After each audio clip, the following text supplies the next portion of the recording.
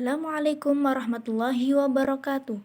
Perkenalkan, nama saya Siti Ainur Rohmah dengan NIM 315021000127. Di sini saya akan membuat video presentasi yang bertemakan tips hidup hemat ala mahasiswa guna memenuhi tugas public speaking. Langsung saja, di sini saya akan memberikan tips-tips untuk kalian cara hidup hemat ala mahasiswa. Sebagai mahasiswa yang merantau demi menempuh jenjang pendidikan di luar daerah, pastilah menganggap uang saku bulanan adalah hal penting untuk bertahan hidup, mulai dari kebutuhan, makanan, membeli paketan internet, bensin, print dan fotokopi, tugas, hingga jalan-jalan diurus sendiri oleh mahasiswa dengan menggunakan uang saku bulanan tersebut. Apalagi kalau kalian di pondok. Namun, apabila kamu sebagai mahasiswa tidak cermat dalam mengatur keuangan, nantinya akan menjadi bumerang tersendiri saat akhir bulan loh. Apalagi jika uang saku bulanan yang diberikan tersebut jumlahnya pas-pasan. Lalu bagaimanakah cara supaya tetap hidup hemat untuk para mahasiswa yang tengah merantau ini? Di sini saya akan memberikan tips-tips untuk kalian cara hidup hemat ala mahasiswa, baik yang di kos maupun di pondok. Yang pertama yaitu buat alokasi pengeluaran. Di sini maksudnya gimana? Membuat alokasi pengeluaran pada setiap bulannya merupakan cara pertama untuk berhemat, baik itu untuk mahasiswa atau karyawan. Apa saja yang harus diatur dan ditulis dalam alokasi pengeluaran ini, yakni berupa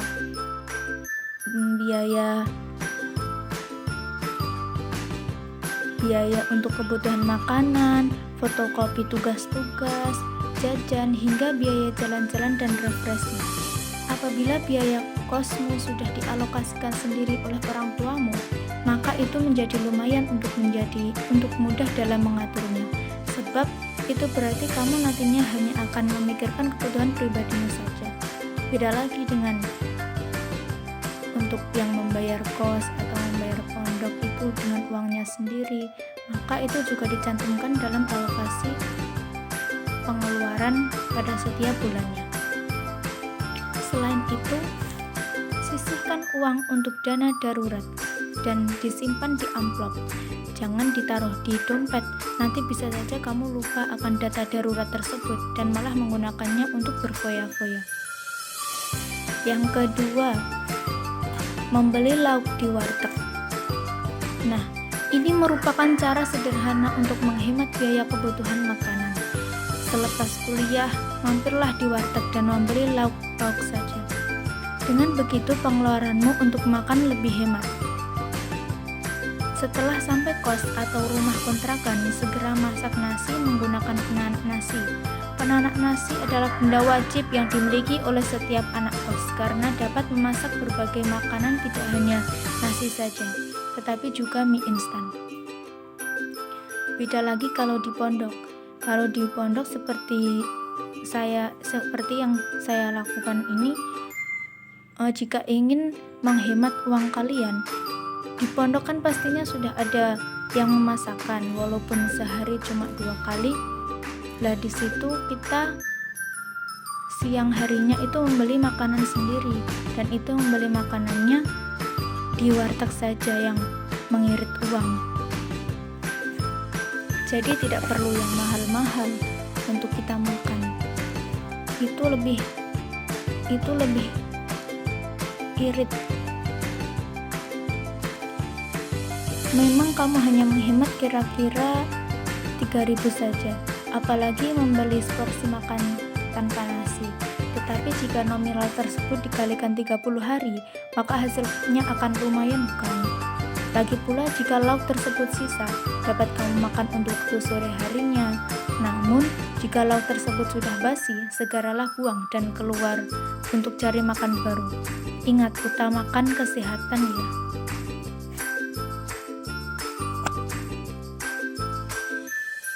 Yang ketiga itu ada Buat list kebutuhan apabila berbelanja. Meskipun kamu tengah hidup hemat, tetapi berbelanja barang-barang kebutuhan sehari-hari juga menjadi kewajiban setiap bulannya.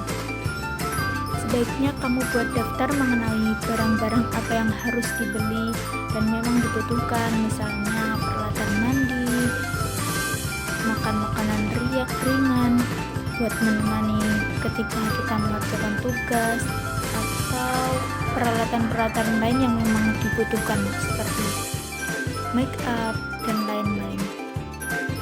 Setelah itu, pilihlah pusat grosir termurah untuk berbelanja kebutuhan produk tersebut.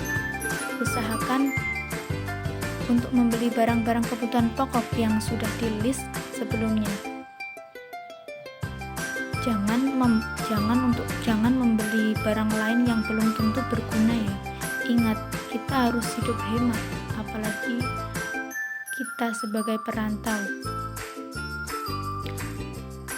Supaya keinginan konsum dapat terkendali, bawalah uang yang pas dengan list kebutuhan tersebut. Jangan membawa uang yang berlebih-lebihan agar kita bisa hidup hemat. Yang keempat, yaitu carilah kos yang mempunyai fasilitas wifi. Itu yang lebih penting, maupun di pondok atau di kos-kosan, itu carilah yang ada fasilitas wifi-nya. Langkah ini sebenarnya harus dilakukan ketika maba atau mahasiswa baru sebelum memilih kos yang nyaman. Cari tahu juga apakah kos tersebut memiliki fasilitas wifi atau tidak. Hal ini supaya ketika kamu mengerjakan tugas yang tentunya membutuhkan jaringan internet, tidak terus-menerus menggunakan paketan internet.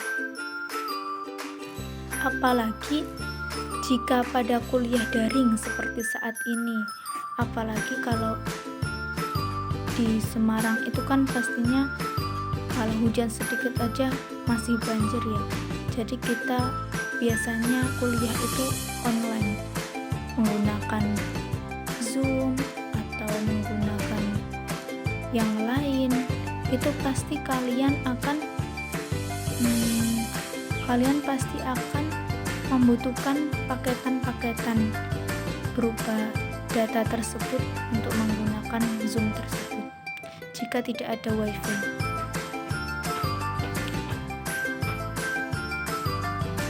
Perlu diketahui bahwa aplikasi-aplikasi tersebut ternyata menguras cukup banyak data internet, sehingga nantinya paketan internet milikmu akan cepat habis. Tidak lucu bukan jika uang kebutuhan makanmu harus semakin dihemat hanya untuk membeli paketan internet. Yang kelima itu ada bawa printer pribadi. Jika tidak ada, ya diusahakan ada supaya itu lebih menghemat kamu untuk mengeprint tugas-tugas, apalagi kalau sudah mahasiswa akhir tentunya butuh banget print-printan itu, karena tidak cukup 1-2 kali untuk mengeprint tugas. Apabila kamu punya printer pribadi di rumah dan tidak digunakan siapapun, tentu saja dapat kamu bawa ke kosmu atau di pondokmu. Mungkin itu lebih menghemat dan menghasilkan cuan juga. Jika di pondok tidak ada printer, itu bisa kamu gunakan untuk usaha yang lebih. Seorang mahasiswa tidak akan jauh dari tugas, sehingga akan wajar apabila dalam sehari kita dapat mengeprint, fotokopi, hingga menjilid tugas yang bertumpuk-tumpuk. Nah, supaya lebih hemat, kamu dapat mencetak tugasmu sendiri dengan mesin print yang telah kamu bawa tersebut. Coba dihitung lagi. Apabila biaya print di warnet kira-kira 500 per lembar dan tugasmu itu ada 50 lembar, berarti kamu dapat menghemat 25.000 bukan? Nah, jadi gunakanlah sebaik mungkin apa yang ada di rumah, dibawalah ke kosmu. Yang keenam yaitu memasak bersama teman. Langkah ini sangat dianjurkan apabila kamu dan teman dan teman kosmu sudah akrab layaknya teman yang sudah kenal sejak lama. Kamu dapat memasak makanan untuk makan malam, mulai dari sayur, lauk pauk, hingga cemilan bersama teman-temanmu. Untuk biaya, tentu saja ditanggung bersama alias patungan, itu lebih menghemat. Yang ketujuh yaitu pinjam buku kakak tingkat. Ini disarankan dan tidak disarankan. Jika kamu membutuhkan ya beli, membutuhkan banget ya beli sendiri. Jika kalian hanya untuk tugas-tugas, itu jika kamu ingin menghemat lebih lagi ya pinjam kakak tingkat yang sudah tidak digunakan daripada terbuang sia-sia. Umumnya, dosen akan menyuruh para mahasiswanya untuk membeli referensi buku yang berguna bagi mata kuliahnya. Namun terkadang harga sebuah buku tersebut bisa sangat mahal dan cukup menguras isi dompetmu. Tentu hal ini menjadi hal yang mengkhawatirkan bagi sebagian besar mahasiswa rantau. Nah, ada banyak cara untuk kasus tersebut. Salah satunya adalah dengan meminjam buku dari kakak tingkat. Opsi lainnya adalah dengan meminjam di perpustakaan dan membeli versi e-book di internet. Sayangnya jika kita meminjam di perpustakaan, nantinya tidak bisa belajar dengan nyaman karena waktu peminjaman yang diberikan hanya 3-7 hari saja.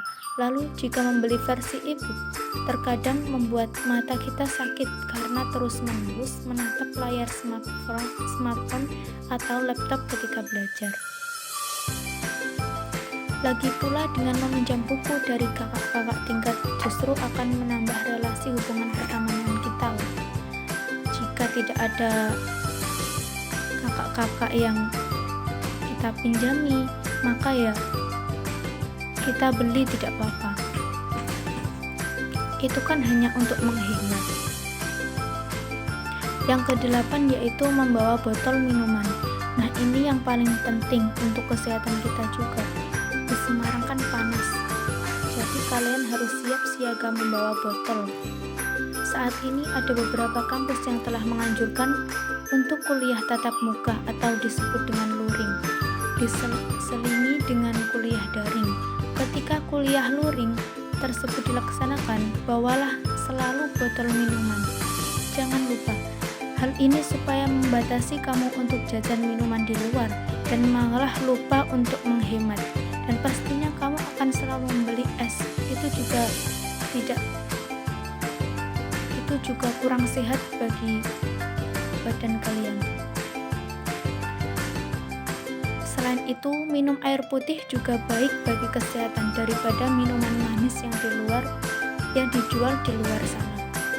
Pasti kalian tidak bisa kan meninggalkan es, apalagi di Semarang panasnya luar biasa.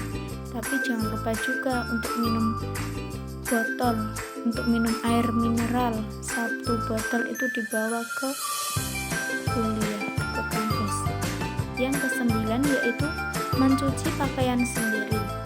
Nah, ini yang sering dialami pada anak kos maupun anak pondok yang malas-malasan. Pasti mereka enggan mencuci pakaiannya sendiri, lebih memilih untuk laundry.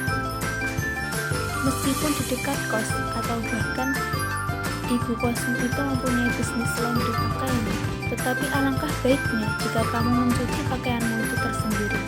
Selain lebih hemat, kamu juga tidak perlu khawatir akan hilang atau rusaknya pakaianmu nanti.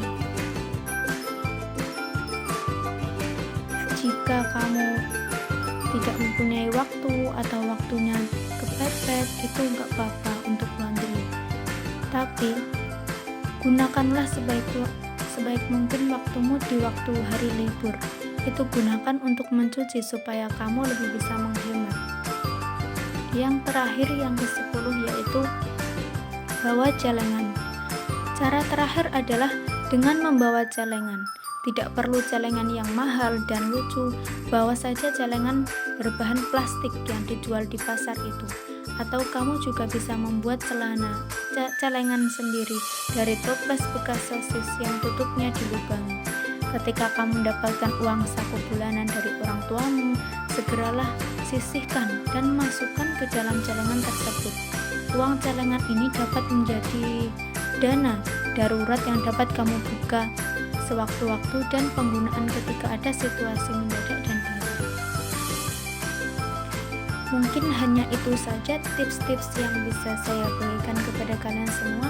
Semoga bermanfaat bagi kalian dan kalian bisa mencoba untuk hidup hemat ala mahasiswa. Demikian dari saya, kurang lebihnya mohon maaf yang sebesar-besarnya. Assalamualaikum warahmatullahi wabarakatuh. Semangat teman-teman.